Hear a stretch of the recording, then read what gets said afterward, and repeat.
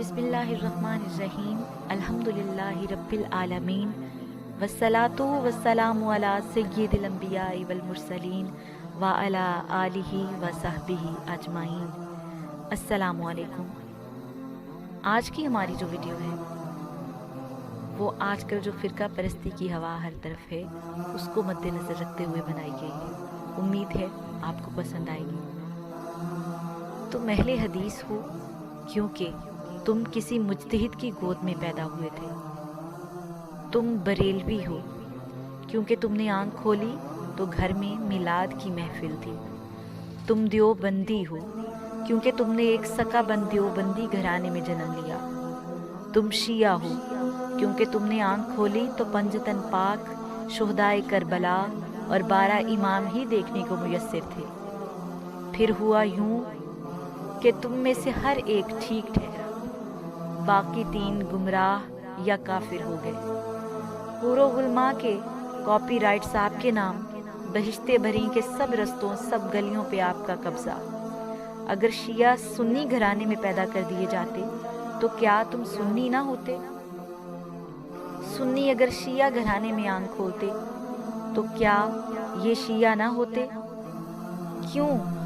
کیونکہ تمہارے عقیدوں کے ٹھیک ہونے کی دلیل اس کے سوا کوئی نہیں کہ تم نے اپنے اجداد کو اس راہ پہ پایا۔ دل پہ ہاتھ رکھ کر بتاؤ، تمہارے شیعہ یا سنی ہونے میں تمہارے فہم و ادراک کا کتنا دخل ہے؟ کیا تمہارا کسی مسلک سے وابستہ ہونا ایک اتفاقی حادثہ نہیں ہے؟ سوچئے، آپ اگر اجداد سے ملنے والے عقیدے پہ مطمئن ہیں تو آپ کا حریف کیوں نہ ہو؟ اجداد تو اس سے بھی عزیز ہے نا۔ دوسری بات، اجداد سے ملنے والے عقیدے پہ چلنا اگر حریف کا جرم ٹھہرا تو کسی عقیدے سے آپ کی وابستگی میں آپ کا کیا کمال ہوا؟ تو پھر بتلائیں، خود کے جنتی ہونے کا یہ یقین کیسا؟ دوسروں کے جہنمی ہونے پر اصرار کیسا؟ سچ یہ ہے کہ ہم اس خدا کی پوجا کر رہے ہیں جو ہمیں اپنے اجداد سے ملا ہے۔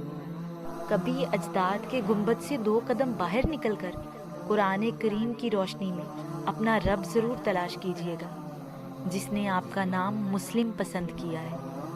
خدا را آپ اختلاف رکھیں، ضرور رکھیں، مگر کسی کو برا بھلا کہنا کہاں کا اختلاف ہے؟ ایک دوسرے کو لعنتی، جہنمی اور کافر کہنا کیسا اختلاف ہے؟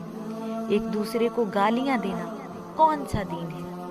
اگر آپ سارے کلمہ گو ایک دوسرے کو جہنمی اور گمراہ کہیں گے تو بتائیں اللہ پاک نے اتنی وسیع، اتنی بڑی جنت کس کے لیے بنائی ہے؟ رسول اکرم صلی اللہ علیہ وآلہ وسلم نے تو کبھی کافر کو بھی گالی نہیں دی۔ دین تو صلہ رحمی کا درس دیتا ہے۔